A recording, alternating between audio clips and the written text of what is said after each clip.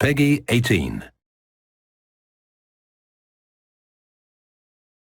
You seen that? Unknown. Unidentified settlement ships. You are moving into a restricted situation. They just opened fire. We're f***ing fire. Data's guns are attacking our airship. Pilot's hit. This is a full-blown invasion. Oh my god. We are getting breaking news out of Switzerland. Geneva has suffered a massive attack.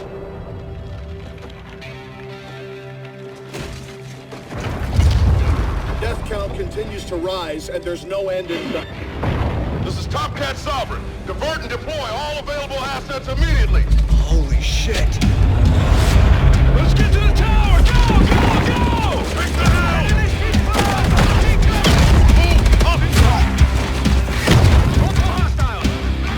Biggest surprise attack in the history of the world. How could they not have seen this coming? It's one of our own.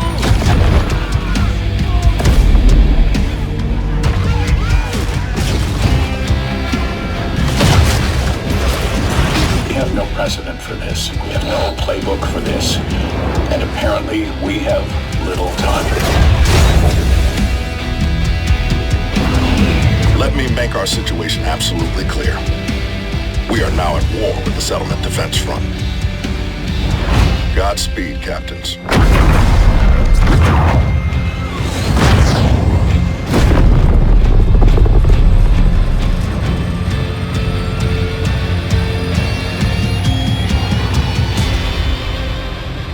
You got eyes on this, Reyes? Affirmative. Let's get in there.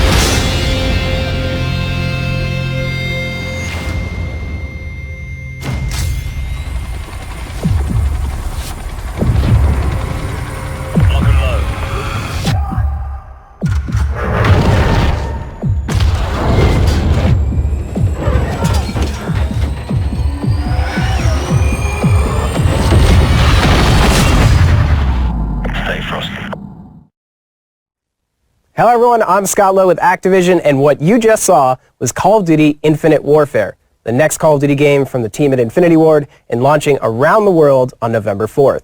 As you can see, Infinite Warfare takes the series to a broad new setting, introducing new characters, a new universe, a new story, and as you can imagine, in the months ahead, we're going to be showing and talking about quite a bit, but we wanted to kick things off today with a behind-the-scenes discussion with the developers to learn more about the campaign, dive a little bit into multiplayer and co-op, as well as Modern Warfare Remastered, which you may have noticed there at the end of the trailer. That's very exciting. It's real, it's happening, and we're going to talk about it in just a little bit. But first, we're going to talk about the campaign and the story. And to share their insight, I'm joined now by Jacob Minkoff, Design Director, as well as Taylor Kurosaki, Narrative Director. Welcome, guys. Thank you.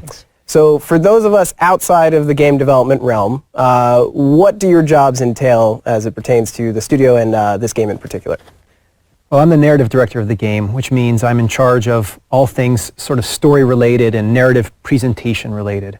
So that means the story, the scenes, the writing, the casting the game, the characters in the game, and then, of course, directing the performance capture here at this studio we're at right now. Cool. And design, from that perspective? Design director, so my job is to make sure that we are implementing all of that in-game in a way that makes the emotions, the characters come across properly. You know, I focus on visual design language, mechanics, you know, making sure that the player's experience on the stick conveys all of the emotions that Taylor's scripts and performances and everything are intended to evoke. So the two of you actually have quite a bit of experience doing narrative-driven experiences in games, most recently at Naughty Dog before coming to Infinity Ward. What drew you to the Call of Duty franchise and this project in particular? Well, I mean, speaking for myself, I've been a fan of Call of Duty since the beginning.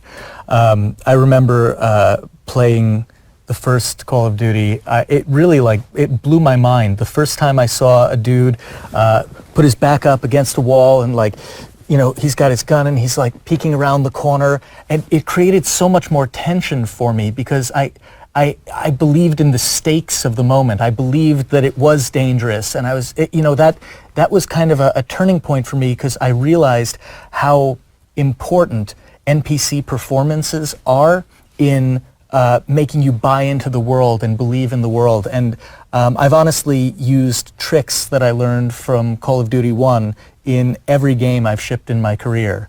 And you know, when the opportunity arose to work on a Call of Duty, I was, you know, super excited to do that. And on top of that, the Infinite Warfare project itself is extremely exciting to anyone who likes video games at all. Yeah, ditto for me. I've been a huge fan of the series of Modern Warfare, Crew Expendable. What an incredible opening to a game. I just remember it just taking me into that place, and I didn't want to leave. And so for us, I think the opportunity to sort of work in the Call of Duty franchise, which is known for, you know, incredible set pieces and incredible visuals and rock solid 60 frames per second action, and to be able to infuse our sort of narrative philosophy into that just seemed like an incredible opportunity. Well, and speaking of narrative, let's talk about probably the biggest question on everyone's minds with regards to Infinite Warfare, which of course is the setting. What was the motivation to bring it to space, and you know, what were kind of the opportunities there for you guys? I mean, first and foremost, the motivation was the enthusiasm of the team. We all wanted to make this game. We could feel it in our bones. No one was going to tell us no. This was the game we absolutely wanted to make. It was the game we knew we needed to make. The opportunity to take this trademark Call of Duty feel, this boots on the ground, authentic military feel, and take it into this new setting.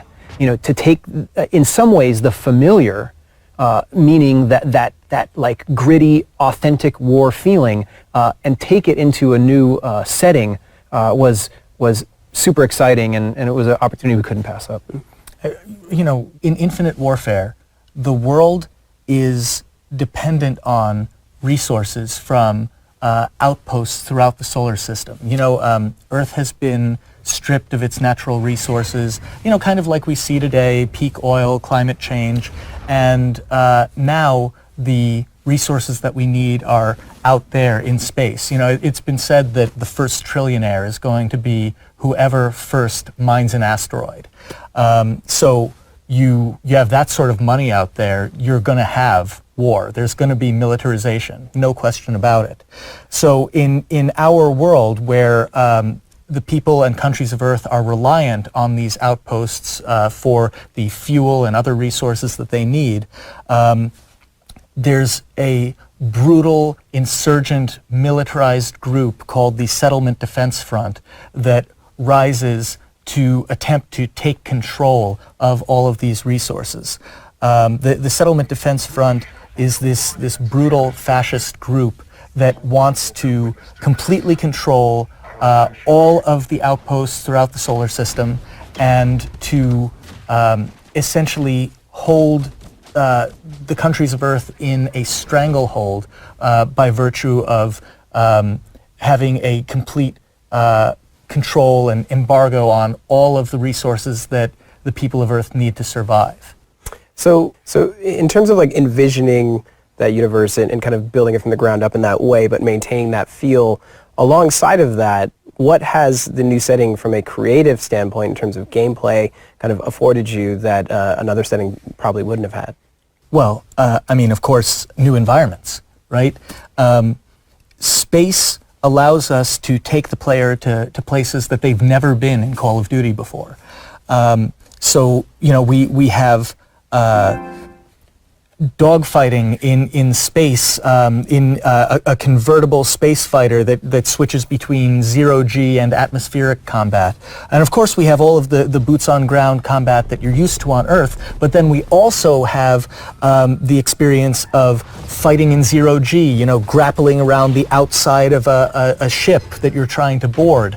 And we have, you know, for instance, a mission where you are on the surface of an asteroid spinning out of control close to the sun, where it's 2,000 degrees in the sunlight and negative 200 degrees in the shade. And you have to be focused not only on the guys in front of you and creating cover there, but also you need cover against the sun so you don't get fried by it. So it creates these new gameplay challenges and these new pressures on the characters that are totally unique to Infinite Warfare. So, you know, character development seems to be a big part of this. I mean, whether it's, you know, on the settlement defense front side and like kind of making them a believable enemy, as well as, you know, the relationships you as a captain have with your crew. You know, how are you guys bringing these characters to life? I mean, we're here on this performance capture stage. It's not just a pretty set. Like, it's something you guys are actively using, right? No, we've been shooting for a little over a year now. We don't just kind of get everyone together and shoot over a few days. We like to look at our production more like shooting on a episodic TV series. We have actors that are committed to working on this project with us from beginning to end. And as we get to know the characters better, as we get to know the actors better, we can tailor those performances and those roles to what's really true about the character for them.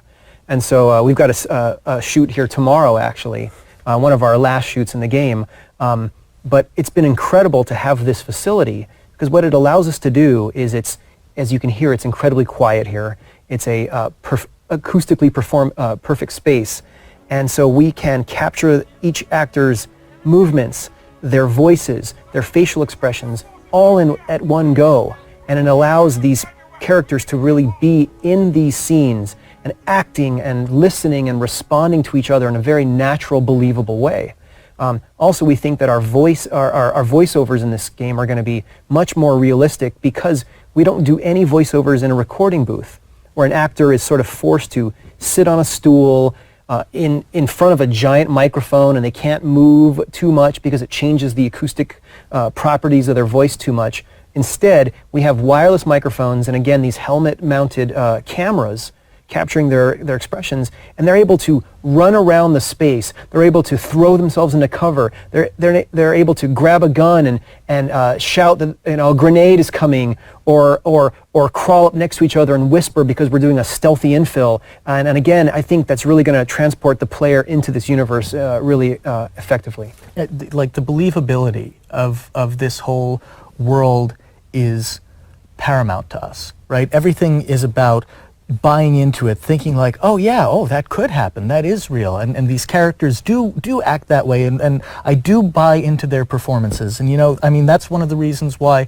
so like in this story, you only are fighting within the solar system the whole time, and there are no aliens. You're fighting other humans, right? This is, again, like, we're looking for the most grounded, believable conflict you could possibly have in space, and that goes from the character performances and motivations all the way through the environments and the plot. Awesome. Well, thank you guys so much for taking the time to walk me through it. I really appreciate it. I understand you guys actually have a clip to kind of highlight some of the performance capture process with an introduction from Captain Reyes himself, so that's pretty awesome. So we'll check that out, and then after that we're going to come back and talk about multiplayer, co-op, and of course Modern Warfare Remastered. So roll the clip. Hey guys, I'm Brian Bloom. I play Captain Nick Reyes, your player character. And today we're going to get a sneak peek behind the scenes at some performance capture footage from the all-new upcoming Call of Duty Infinite Warfare. This is a scene I wrote with Jake and Taylor where Captain Reyes and Staff Sergeant Omar are planning a mission to go behind enemy lines and scout an LZ for reinforcements. Here at the Infinity Ward motion capture stages, we created some incredible, amazing characters that should be memorable and add to your gameplay experience. So without further ado, let's take a look at some raw performance capture video from Call of Duty Infinite Warfare.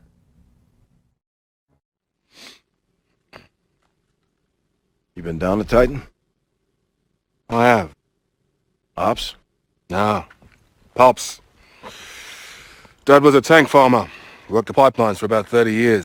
Retired just before the SDF took it over. Let's go give him hell. Bet your ass. This has been a long time coming. How are we executing? Joint operation. You and me. Our copy. Affirmative. Armed recon? Small team. We're invading a denied area. Yeah, silver lining around that reticle is SecDef didn't ask permission then, and we're not asking permission now. My jacks are already standing by. You just do what you did at the gateway. We'll zip this place right up. Proud to be a service sergeant. Pride is 100% bona fide bullshit, Raze. You just make sure the mission comes first. Copy that. Sure, the sergeant is well aware that the word proud is right in the Navy creed. I knew there was something I didn't like about you sons of bitches. That explains the white uniform and the submarines. Submarines? Yeah. Only the Navy could build a ship designed to sink. Let's gear up and get evil. Sure thing.